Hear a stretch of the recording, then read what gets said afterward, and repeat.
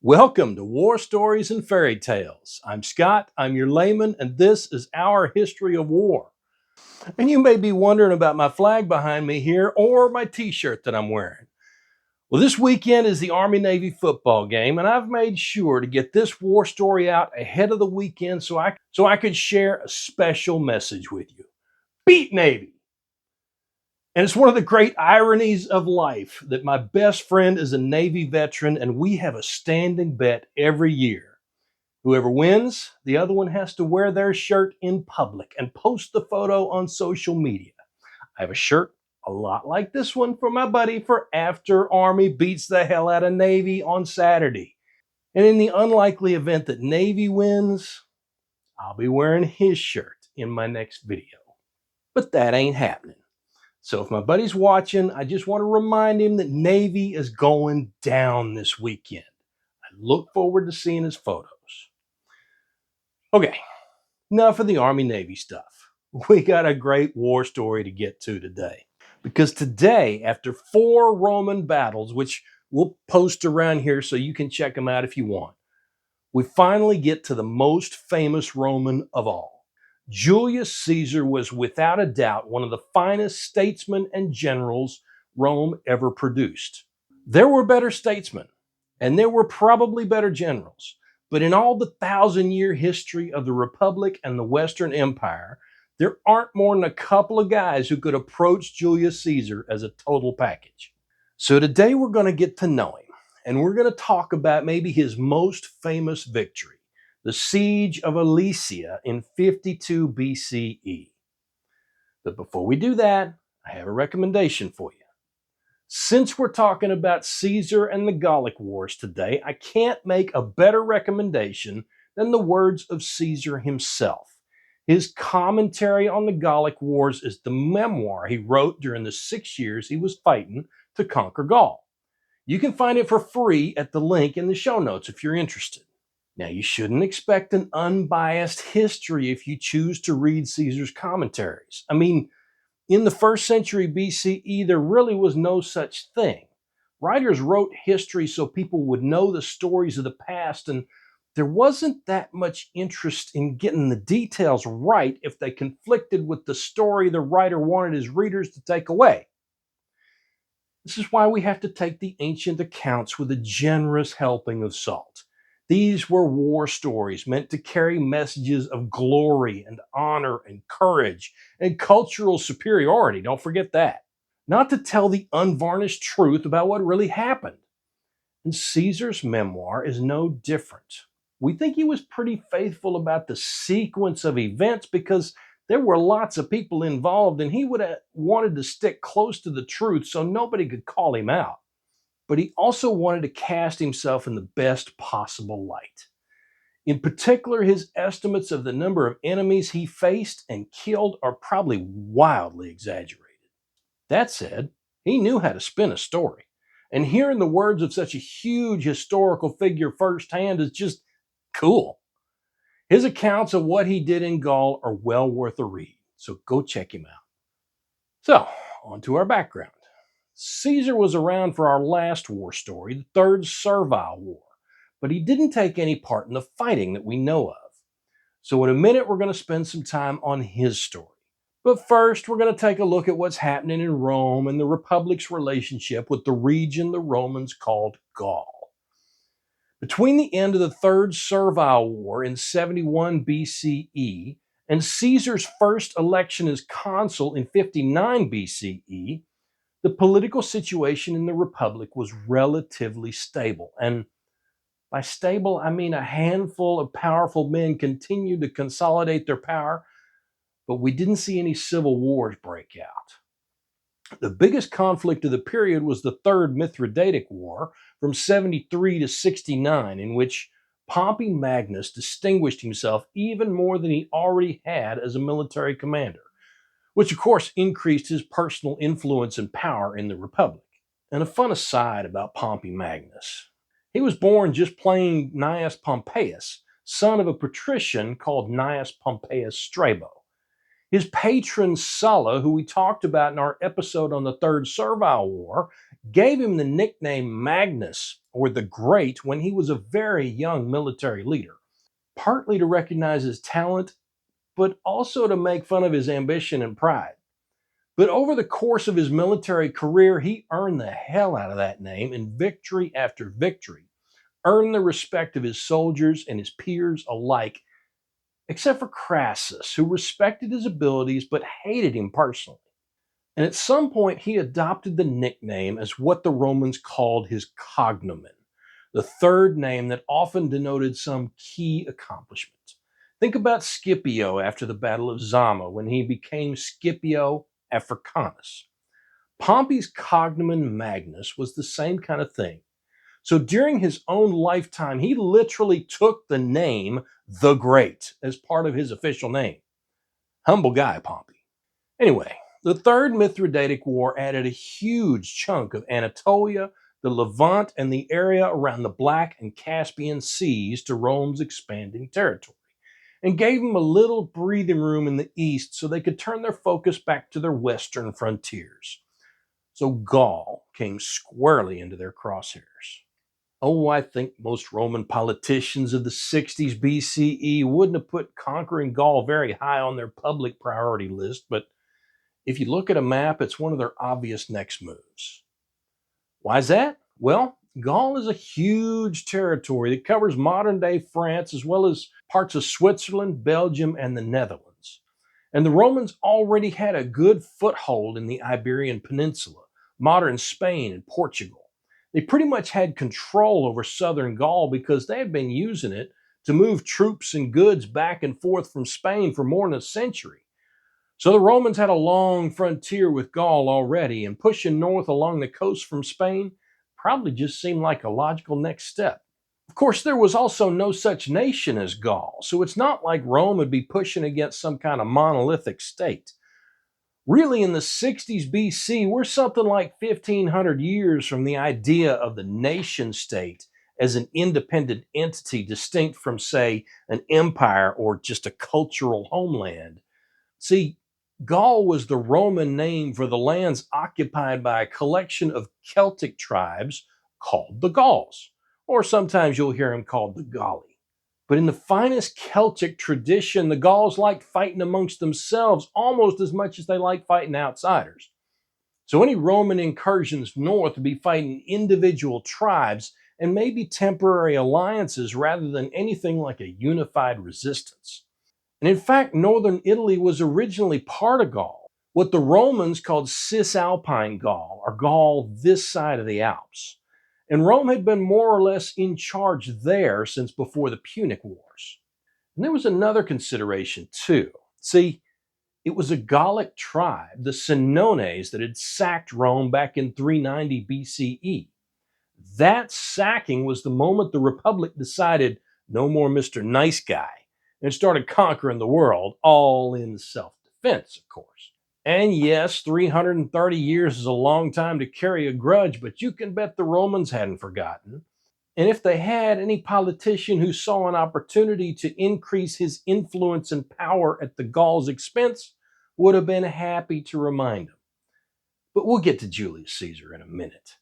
The Romans had pretty good relations with many of these tribes, trading with them, making alliances with them, even hiring them as auxiliaries for Roman armies. Because Rome was always on the lookout for guys who were good in a scrap. Why fight them if you could hire them to fight for you? So yeah, Gaul was probably ripe for the picking. All it was going to take was an ambitious leader willing to find a reason to invade. Which brings us to Gaius Julius Caesar. Caesar was born in 100 BCE, and unlike a lot of the Roman leaders you'll hear about, he was actually born in the city of Rome. His father was a patrician called, coincidentally enough, Gaius Julius Caesar. He wasn't terribly important in the Republic, never serving as consul, but he was important enough that Gaius Marius married his daughter, Caesar's sister Julia. So Caesar spent the 80s BCE in Marius's orbit, in contrast with his future partners Crassus and Pompey, who both worked for Marius's rival Lucius Cornelius Sulla. And it's probably bullshit, but after Sulla gained control in Rome and started killing all of his enemies, he's supposed to have let the younger Caesar go with reservations, saying something like, I see in this kid many a Marius. So Caesar survived Sulla's civil war, and when Sulla died in 78 BCE, his loyalty to Marius was still intact, to the point that when his sister died 9 years later, he displayed her husband's image at her funeral. That's her husband, Marius, whose memory Sulla had suppressed after he took over. A ballsy move, but not suicidal. Sulla was dead, and it was traditional to display images of a patrician woman's husband at her funeral, so nobody was probably going to kill Caesar for trying to bring back positive memories of Marius. And this is kind of a trademark for Caesar. He's going to repeatedly show a certain disregard for the rules, especially when he doesn't think the rules make much sense, especially when he sees a way to gain an advantage by ignoring them. This guy learned a lot from Marius and Sulla. Caesar was also not one to hold on to old grudges when it didn't make sense. In the 60s BCE, he stepped up as one of Pompey's most vocal supporters, even though Pompey had come up as one of Sulla's favorite generals. And even though Pompey and Crassus didn't like each other, they saw the advantages in working together. And Caesar's alliance with Pompey brought him into Crassus's orbit as well, which gave him access to the resources of the wealthiest man in Rome. And he needed resources because Caesar loved to do things for people that would A, get them to like him, and B, get them feeling like they ought to do him a favor one day. So he threw parties and he paid bribes and he gave lavish gifts to people, even when his personal resources weren't up to the task. Because he knew the more people liked him, or at least felt indebted to him, the better his prospects down the line when he needed to call in favors, or votes, or armies. And his investments tended to pay off. He managed to get himself elected Pontifex Maximus, the senior religious official in Rome, in 63 BCE, and was also elected praetor that same year. He was appointed to govern southern Spain as a proconsul the next year, where it looks like he may have had his first combat experience against a couple of the Celtic tribes there, fighting his way all the way to the Atlantic coast and claiming to have completed the conquest of the peninsula, and coincidentally sending home enough loot to pay his debts, which, as we've already established, were considerable. So he returned to Rome, and in 60 BCE he entered an unofficial political alliance with Crassus and Pompey.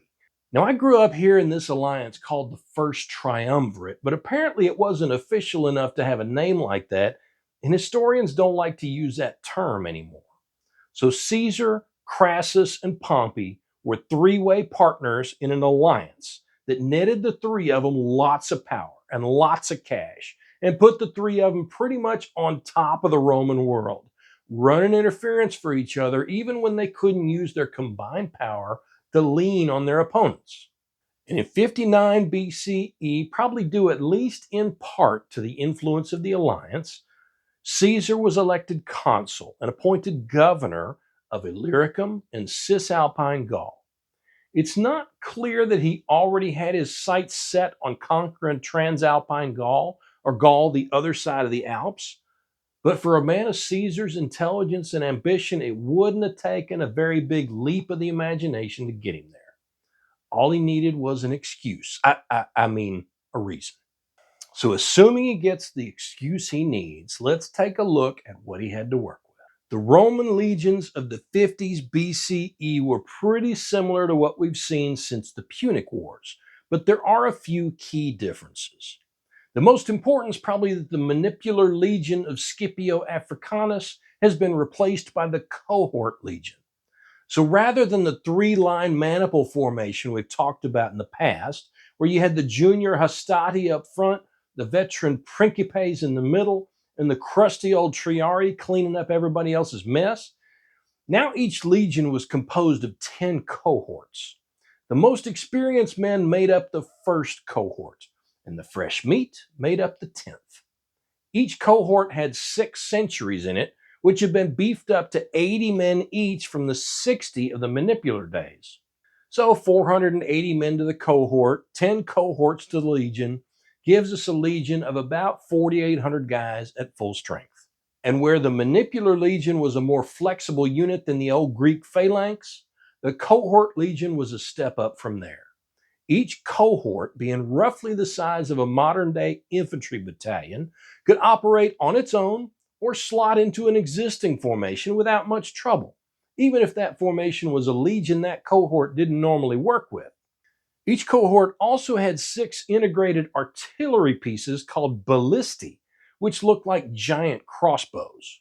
What's interesting is what the Legion didn't have at this point, which was an integrated cavalry or light infantry element. Because by the 50s BCE, the Romans had figured out that their great strength was in operating as heavy infantry. And they had lots of friends, however you want to define the word friends, who were really good at cavalry and light infantry. So why not focus on what they did well and subcontract out the rest? So the light infantry, the archers and slingers and skirmishers, would have been what the Romans called auxiliaries from Crete or the Balearic Isles or North Africa.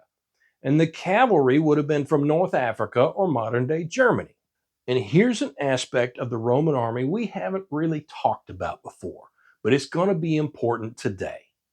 These guys were some of the greatest engineers of the ancient world. I mean, you're familiar with Roman aqueducts and the huge buildings they built everywhere they established a town. And you probably also know about the baths they set up with hot and cold running water everywhere they had access to geothermal heating. And of course, everybody knows about the Roman roads. But you might not know that those roads were largely built by the legions for the legions. Because you can travel on a stone paved road a lot faster than you can on a dirt track. And even that is faster than traveling through the wilderness. So roads gave the legions a way to get from a secure area to a trouble spot more quickly than their enemies could travel off the roads.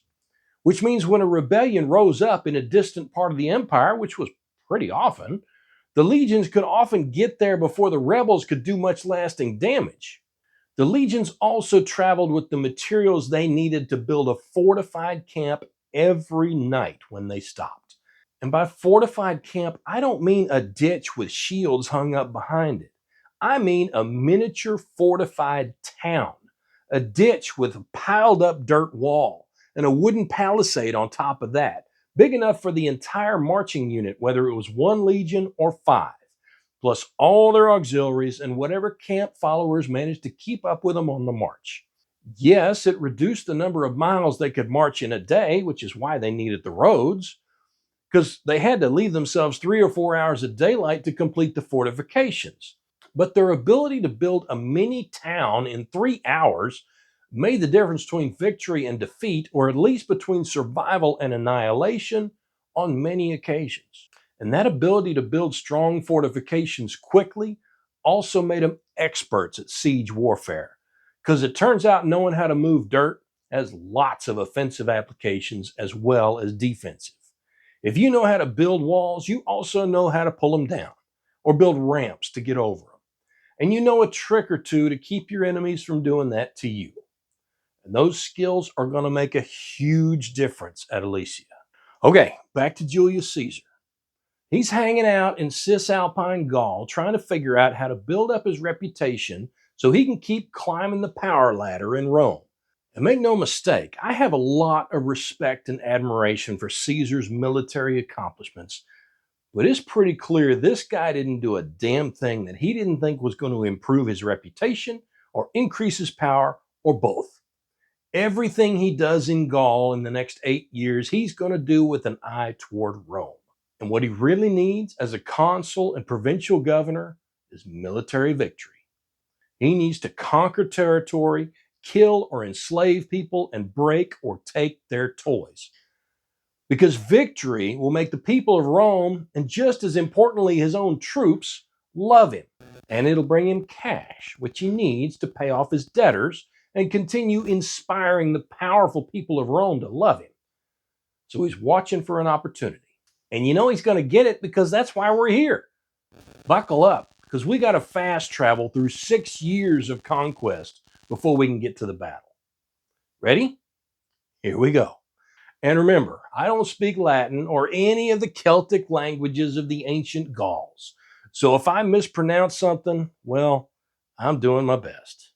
The opportunity came in 58 BCE when a tribe called the Helvetii gave Caesar the excuse he needed. The Helvetii were a Celtic tribe who lived in modern day Switzerland.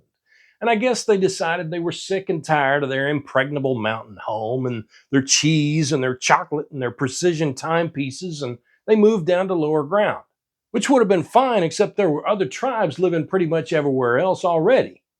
And as it happened, the Helvetii wanted to cross Roman territory and settle in the lands already occupied by the Aedui, one of Rome's key allies in the region. They actually followed the rules and asked Caesar for permission to cross one of the Roman parts of Transalpine Gaul. And Caesar pretended to think about the request, but only long enough to raise 2 legions to add to the 4 he already had and march out against them at the head of about 30,000 men. He caught up to them, crossing a river, and killed about a quarter of them, then crossed with his army and followed the rest. They tried to negotiate with him, but the terms he demanded were so ridiculous that they couldn't agree. So they picked up some allies and circled around to hit his baggage train. And at the Battle of Bibracte, he kicked their asses, claiming to have killed more than 250,000 of them. And this is only the first example of Caesar fudging his numbers to make himself look good. So he forced the survivors of the Helvetii back to Switzerland so they could go back to being a buffer between Gaul and the Germans. And he turned his attention north toward the Suebi. Now, the Suebi were allies of the Romans, and they were way outside his territory, so he needed an excuse to go after them, which they gave him when they attacked his other ally, the Aedui. So he sent envoys to him with insulting demands, and when they put his envoys in chains, he marched out against them. And at the Battle of the Vosges, he kicked their asses, largely thanks to a charge ordered by Publius Crassus, who was Marcus Crassus's son. Caesar claimed to have killed most of the 120,000 men the Suebi had brought to the fight. And it looks like sometime around the end of 58 BCE is when he decided he was going after the whole enchilada. No more screwing around. He was going to conquer all of Gaul. So in the spring of 57 BCE, he raised 2 more legions and went north again and found an excuse to attack the Belgae, who, if you believe it, lived in modern-day Belgium.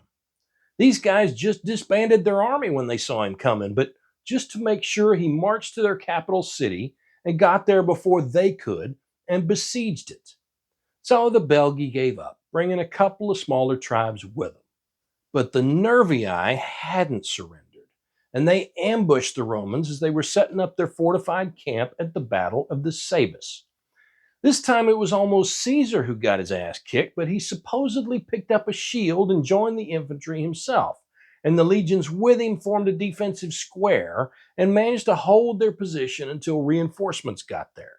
So the Nervii are down, and Caesar managed to get all the way to the Atlantic coast before the campaign season ended in 57 BCE. He set up his winter quarters in northern Gaul, which pissed off the locals.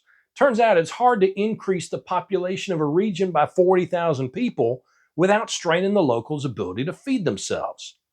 And it was probably on purpose. I mean, if the Gauls lashed out at him, he had no choice but to defend himself, right? So the Veneti played right into his hands in 56 BCE. They allied with the tribes of Armorica, modern-day Brittany, and started stirring up shit with Caesar's legions. He marched on their towns, but he couldn't take them because they could just resupply by sea. So he built a fleet and went out and killed their navy at the Battle of Morbihan. As you do. And just like that, the entire northern coast of Gaul was his. He spent 55 BCE pushing Rome's boundaries out even further. He built a bridge across the Rhine just to show the Germans he could, raided into the surrounding territories, then burned the bridge to keep the Germans from following him back into Gaul. Then he crossed the English Channel with 2 legions, got ambushed by the Britons, and turned around and headed back to Gaul. Well, Caesar couldn't just let the Britons get away with that, so he crossed the channel again in 54 with more troops and managed to get them to pay him tribute. Then he had to go back to Gaul to put down, you guessed it, a revolt. Turns out when you take people's land, starve them to feed your own guys, and massacre them in their camps and towns, it pisses them off. Who knew? So Caesar spent the winter of 54 and most of 53 dealing with pissed off Gallic tribes by promising to treat them fairly, paying restitution for the towns and villages he had destroyed and the people he had killed, and promising to send them food for the upcoming winter. Oh, wait. No, scratch that. That's not what he did. What did he do? Oh, that's right. He flattened northern Gaul, going from town to town, burning and killing and selling people into slavery as he went. After all, one way of dealing with famine is to reduce the number of mouths folks have to feed, right? And I'm skipping over the massacres pretty quick here, but this is part of the story we ought to remember. And it's part of the story we gloss over all too often.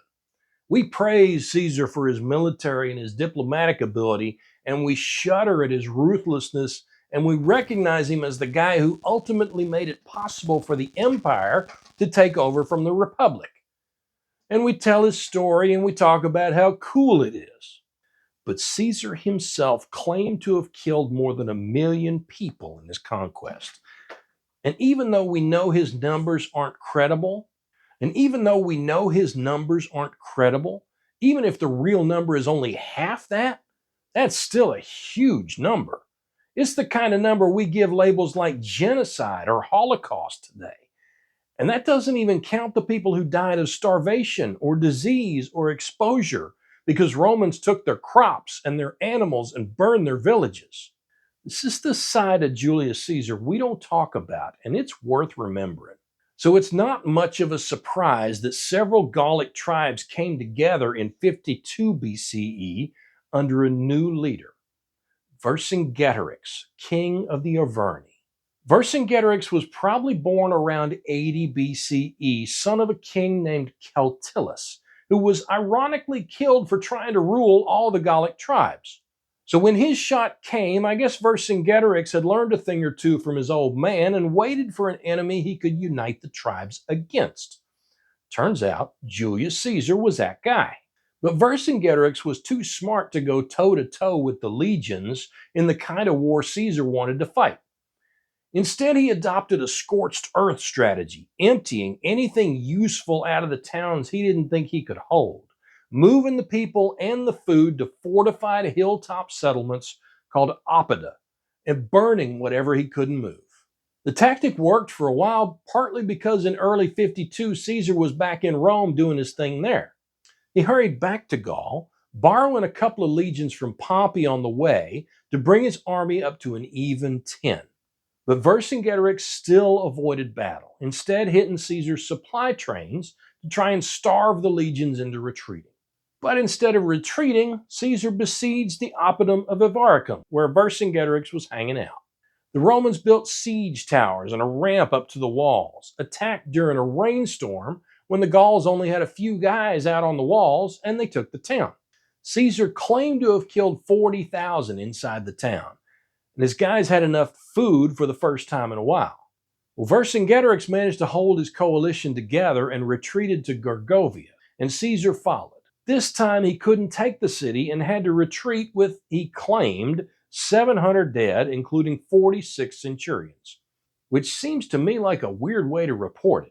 With one centurion to every 80 legionnaires, you'd expect maybe 9 or 10 centurions dead out of 700 total guys. Now, centurions were expected to fight in the front ranks, so you could expect a disproportionate number of casualties among the centurions in a failed attack against a fortress wall.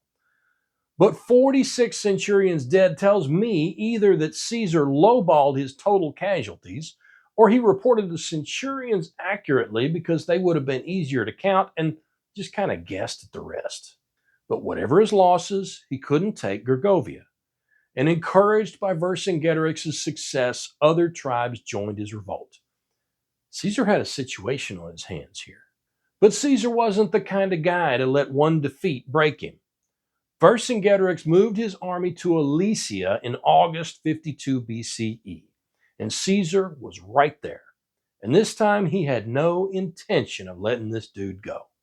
The BS meter for this war story is about a 6 out of 10. The only sources we have are Caesar's own writings and other accounts based on them. I think he was probably pretty faithful to the facts on the ground, although he almost certainly inflated his own contribution and the numbers of enemy he faced. Plenty of question marks here. No shit. There they were. So Vercingetorix holed up in the oppidum of Alesia, a fortified town that sits on a hill right about where the town of, I'm going to butcher this, Alise-Saint-Ren sits today. Caesar claimed he was hunkered down there with about 80,000 men, but modern historians think it was probably somewhere between 20 and 80,000 total, including the people already living in the town. So let's say there were 80,000 total people in the town, of which 50,000 lived there and 30,000 came with Vercingetorix. And he hadn't brought his whole army. Vercingetorix's plan was to draw Caesar to attack Alesia, then bring in his allies to surround Caesar and squish him like a bug against the city walls. So he would have sent guys out to the neighboring tribes, telling them to get ready for one more big fight and to wait for his signal and come to Alesia when he called. And it looks like Caesar anticipated something like that. He certainly knew he couldn't take the town by force. We've talked before about how an attacker needs at least a 3-to-1 numerical advantage over a defender to have a realistic expectation of winning. And Caesar had 10 legions plus some German cavalry, which means he had 50 or 60,000 guys at Alesia. So even if Vercingetorix only had 20,000 plus the population of the town, Caesar just didn't have enough men to take the town outright. And even if he could do it, he would be too weak to face the other Gallic tribes when they showed up. So he couldn't take the town by storm, but with a little sweat, he could starve it out. And he had a tool at his disposal that the Gauls didn't have: Roman military engineering. So, with apologies to Andy Weir and Matt Damon, Caesar set out to engineer the shit out of his situation. First, he built what's called a line of circumvallation, a ditch and wall obstacle all the way around Alesia, a 5-foot deep trench with a 20-foot palisaded wall behind it. Vercingetorix sent out his cavalry to try to disrupt the work, so Caesar put his German cavalry and as many cohorts as he could spare out in no man's land to stop them from interfering. In the end, the best Vercingetorix could do was send out his cavalry by night to call his allies before Caesar could complete his ring. And by the time it was finished, Caesar had a 10-mile wall all the way around the town, with ditches and pits covering the approaches, as well as 23 towers to improve his observation and the fields of fire for his archers and his ballistae. And because he knew what was coming, he then had his legionaries turn around and build a line of contravallation, a fancy name for the same thing in the other direction. So after about 3 weeks of work, he had 25 miles of walls and ditches encircling Alesia, protecting his guys from attack from the city and reinforcements from outside. He had built a near continuous fortress all the way around Alesia, effectively stealing the role of defender from Vercingetorix, forcing him to attack if he wanted to dislodge Caesar from the chokehold he had on the town. And he didn't have much time to do it. It was late August or early September, which means Alesia probably hadn't had time to harvest all of their crops before they were trapped in their town. And their population had just gone up by at least half and probably more than that. It wouldn't be long before the town and the soldiers trapped in it, including Vercingetorix himself, were going to start starving. So Vercingetorix did some ruthless calculus and forced everybody who couldn't fight out of the town to preserve the food that was left for the defenders. Now, in his defense, he probably expected Caesar to take pity on these poor guys and feed them, or at least let them through his fortifications to escape. Hell, he may have planted soldiers among them, thinking they could attack after Caesar opened his gates and distract the Romans long enough for the defenders to sally out of Alesia and attack the open gates. But no such luck. Remember, Caesar is the guy who bragged about wiping out Gallic camps and whole towns. So a few non-combatants starving in no man's land aren't going to bother him a bit. He refused to help them or let them through, which was probably hard on the Gauls' morale inside Alesia. Lucky for Vercingetorix, that's about when his allies started showing up. Lucky for Caesar, they didn't show up until he had completed his fortifications. And this is about the right time to talk about obstacles. Military obstacles have four primary purposes: blocking, fixing, turning, and disrupting. True blocking obstacles are pretty rare. Soldiers are pretty resourceful and they can figure out how to get through pretty much anything if you give them enough time. Fixing obstacles slow them down and force them to narrow their front, limiting the number of bodies they can bring up against you at one time. Turning obstacles force them to change direction, ideally exposing their flank for you to attack. And disrupting obstacles break up their formation, keeping them from attacking in a coherent manner. And if that's too hard to remember, think about it this way. Obstacles slow the enemy down, break up his formation, and make him go where you want him to go instead of where he wants to go, which limits his ability to maneuver and mass his forces against your defense. That's what Caesar's obstacles did. He had pits filled with brush or sharpened stakes out away from his position. That's a disrupting obstacle. Then one or two lines of ditches, possibly filled with water or with sharpened stakes at the bottom. A fixing obstacle. Any enemy that got past those, under fire by archers and slingers and ballistae the whole way, by the way, would have had more sharpened stakes, another disrupting obstacle to weave around or through. Then after he finally got through all that, he would be at the base of the wall, another fixing obstacle, which he would then have to climb in the face of a bunch of dudes who were more than willing to stick swords and spears in his face to stop him from doing it. And did I mention how hard it is to climb a wall or even a ladder with a sword and shield in your hands? You can do it with one or the other, but not both. So you have to climb with limited protection from those guys trying to stick spears and swords in your face. Now, it's important to point out that no obstacle, particularly not a 25-mile obstacle installed under enemy pressure in 3 weeks by a pre-industrial army, is perfect. They always have weak points or edges or the occasional patch of rushed or sloppy construction. So part of the attacker's job is to find those weak points and figure out how to exploit them. In Caesar's case, his fortifications probably weren't quite continuous, being tied into high ground or the two rivers that pass through the valleys on either side of the town. That's going to be important in the final fight. But yeah, this is the kind of shit the Gauls have to face just to reach the defenders behind the Roman walls. And to their credit, they're going to try. So the Gauls showed up, setting up their camp on a hilltop about a mile outside the Roman fortification. Caesar claimed there were 250,000 of them, so once again we have to wave the bullshit flag on his numbers. But even if it was only 50,000, modern historians' lowest estimates, Caesar is now outnumbered at least 1.5 to 1. And the relief force didn't waste much time. The day after they arrived, their cavalry started attacking the fortifications from the outside, supported by archers.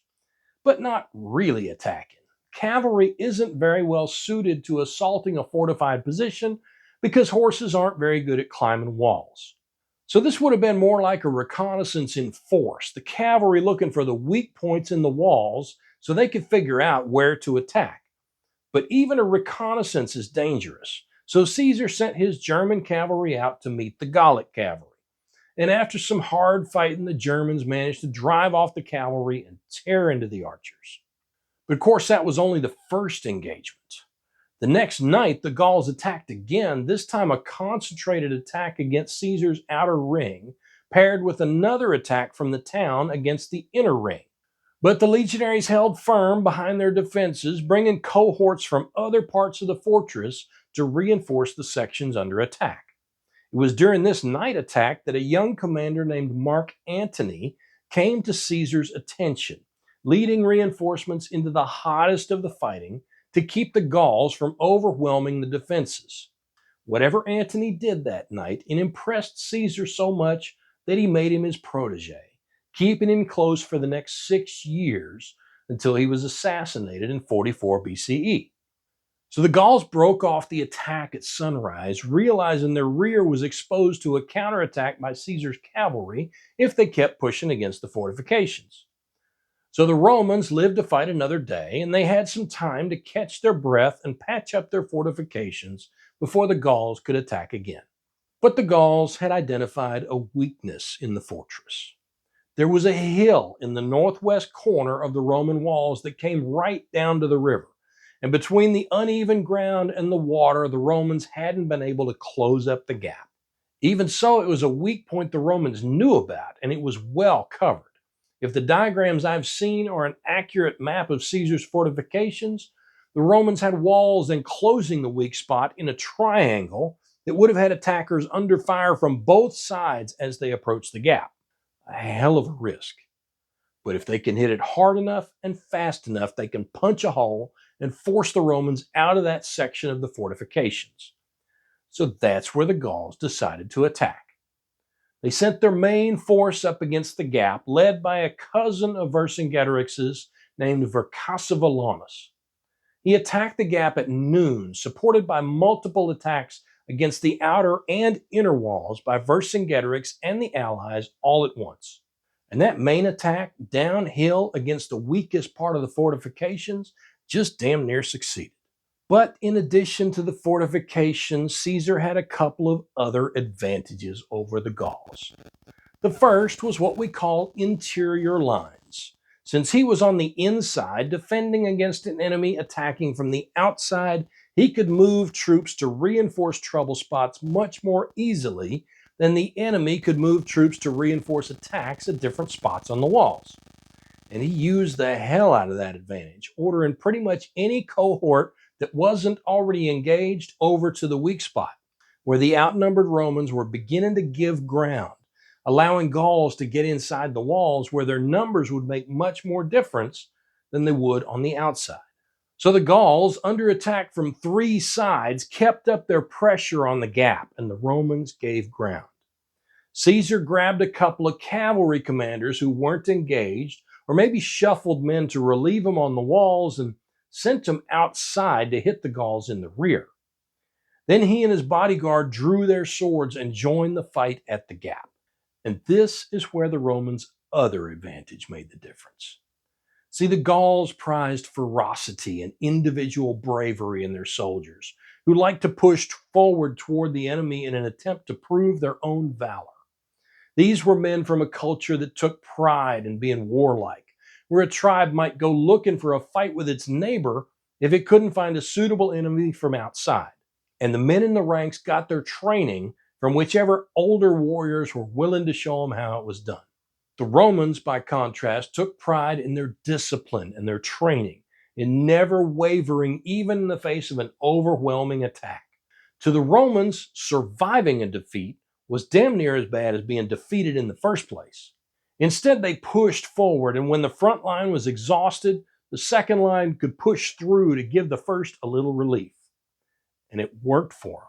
These guys came from a tradition that had faced some scary enemies that we've talked about in other episodes, and always come out on top. Because the Romans understood you can't beat an enemy that refuses to admit he's beaten. Roman discipline had made the difference in 100 battles, and it made the difference here. Because Caesar, at least to hear him tell it, arrived at the gap right as the defense was starting to crumble. And the sight of his red cloak stepping up into the fight gave new energy to the poor, exhausted bastards trying to push these wild motherfuckers back out past their walls. And right on the point of breaking and running, they instead put their shoulders into their shields and stood fast. And the problem with a wild charge is that it wears the attackers out quickly. And if the defenders don't turn and run, especially if they fight like the Romans did with their short swords and their big shields, you run the risk of facing pissed off, determined professionals with exhausted militia. And that kind of match doesn't go well for the militia. So the Roman lines rallied and firmed up and may have even started pushing the Gauls back. And that was the moment the German cavalry plowed into the Gauls' rear. And the Gauls broke and ran, and the cavalry pursued and killed. Well, Caesar claimed they killed 60,000, but we already know his numbers are full of shit. But they broke the attack, and when the other Gauls saw that, they broke off their own attacks. And the cavalry killed enough that the Gauls decided they couldn't take the Roman fortifications by storm, and the guys outside the fort gave up and left. Vercassivellaunus and several of his lieutenants were captured in the attack, but the defenders were apparently too exhausted to pursue the rest of the Gallic army. And Vercingetorix saw the failure of the attack, saw his allies melt away, and realized that was his game over screen. Next day, after meeting with his council, he and his fellow chieftains rode out from the city, and Vercingetorix surrendered to Caesar while his allies laid down their weapons. Caesar took the survivors of Vercingetorix's army captive and distributed them to his soldiers as slaves. And he put Vercingetorix himself in chains and brought him back to Rome. It would take him another 2 years to fully pacify Gaul, but Alesia was really the beginning of the end. But it wasn't the end of fighting for Caesar. See, Crassus had died in 53 BCE trying to do the same thing in the Middle East that Caesar was doing in Gaul. And Pompey was getting pretty uncomfortable with the power Caesar was building from his conquests. So when Caesar defied the Senate and led his army back into Italy in 49, it was Pompey who commanded the armies up against him. He beat Pompey at the Battle of Pharsalus in 48, and in 46 he finally entered Rome in triumph, not only over Gaul, but as the victor in yet another civil war for the Republic. In fact, he celebrated 4 triumphs, or military parades, that year, and in one of them he marched Vercingetorix and probably Vercassivellaunus and the other Gallic chiefs through Rome as defeated enemies and had them executed in front of his people. He was finally named dictator for life in 44 BCE, and just a month later he was assassinated on the Senate floor. And you already know the bones of the story from there. His nephew Octavian took charge, and after a whole nother civil war, he emerged as the undisputed HMFIC of the whole party. He took the title Augustus in 27, and just like that, the Republic was dead and the empire born. And none of that was any relief for Gaul. It remained a Roman province until 406 CE, when a confederation of German tribes crossed the Rhine and took over the place. Among them were the Franks, and by the 6th century they had become the dominant tribe of the region we now call France. But we'll get to all that in other war stories. For now, let's take a look at our scorecard. Reminder, each principle is graded on a scale of 1 to 5, with 5 being the best. I'll add a brief explanation for each grade. Mass. This is your capacity to bring overwhelming force to bear at the critical point on the battlefield. This was easier for Caesar than it was for Vercingetorix, if only because he didn't have to coordinate his movements across a few hundred yards of obstacles. And that made a big difference. Caesar's ability to mass his troops within his fortress, wherever the outside threat was greatest, gave him a huge advantage over the Gauls in this fight. Still, Vercassivellaunus managed to identify a weak point and concentrate his efforts against it. It just wasn't quite enough to overcome Caesar's advantages. So Caesar gets a 4 here, and Vercingetorix gets a 3. Offensive. The degree to which you make things happen on the battlefield rather than waiting for your enemy to take action. It seems like Caesar spent most of the fight responding to Vercingetorix's and the other Gauls' attacks, but he did pick the battlefield, and by cutting off Alesia, he gave his enemy no choice but to try to dislodge him from his position. Fighting a tactical defense can be an offensive move strategically, and this fight shows that beautifully. For Vercingetorix's part, I think he thought he was leading Caesar around by the nose right up until he found out he had painted himself into a corner. So again, Caesar gets a 4, and Vercingetorix gets a 3. Surprise. doing what your adversary doesn't expect. I think Vercingetorix's plan was pretty obvious here.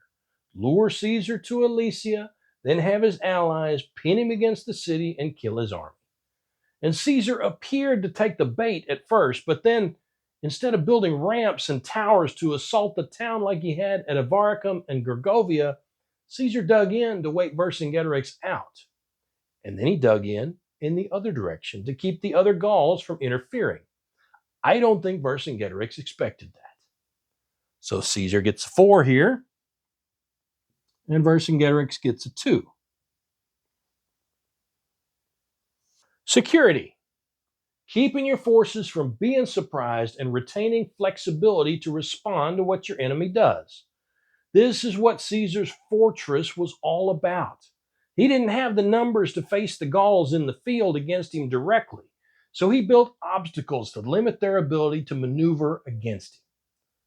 On the other hand, the fortress also limited his options, and if the Gauls had been willing to wait him out and probably sacrifice Vercingetorix into the bargain, or if they had been able to breach his walls, it might have turned out very differently.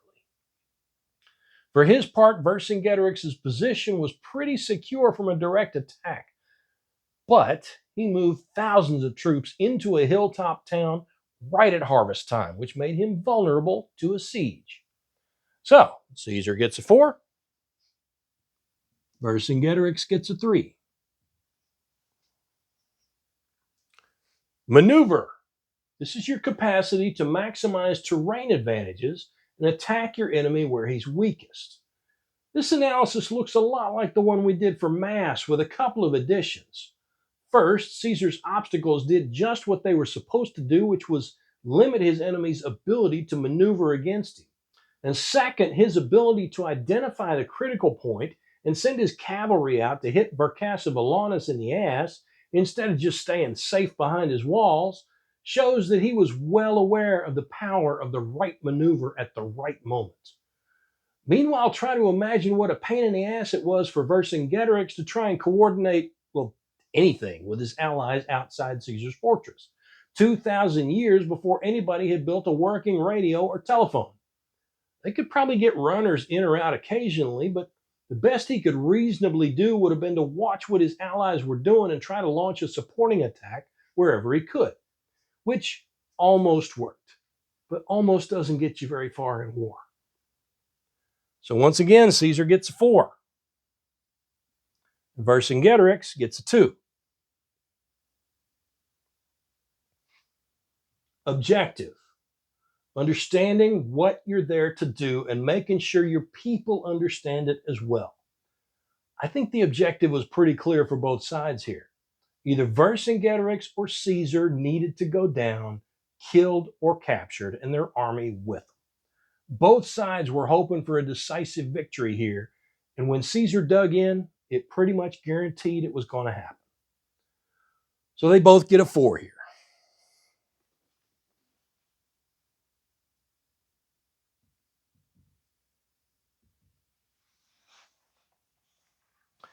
Unity of command. Every soldier on the battlefield should be taking their orders from a single person, represented by a clearly defined chain of command.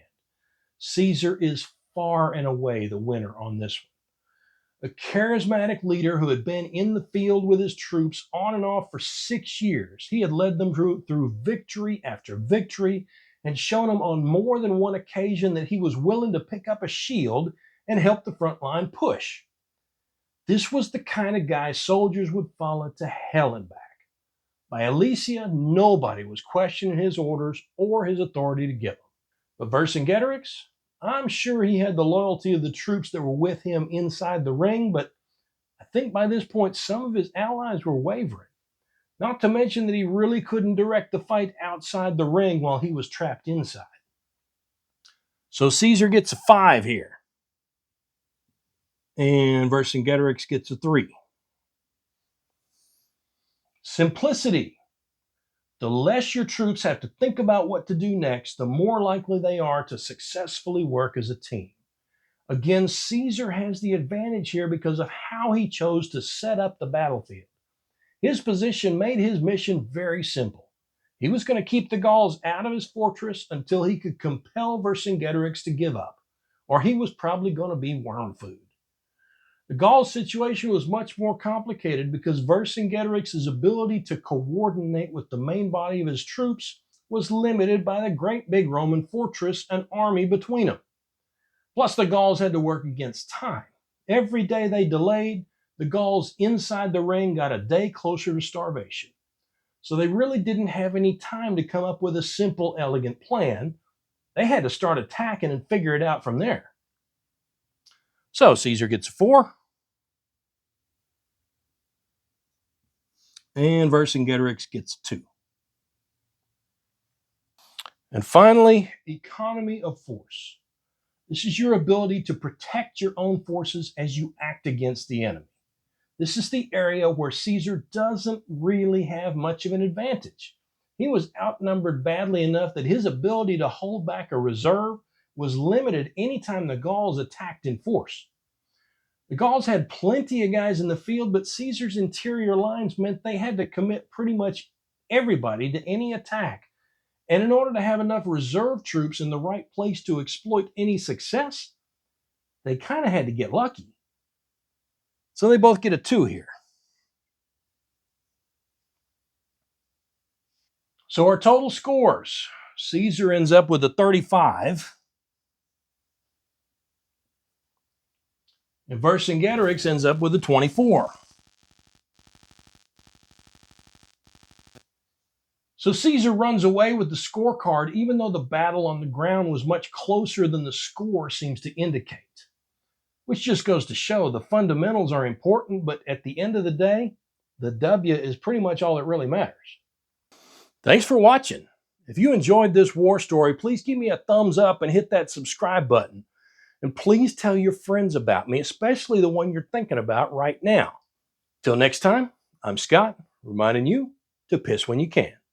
Have a good one, and beat Navy!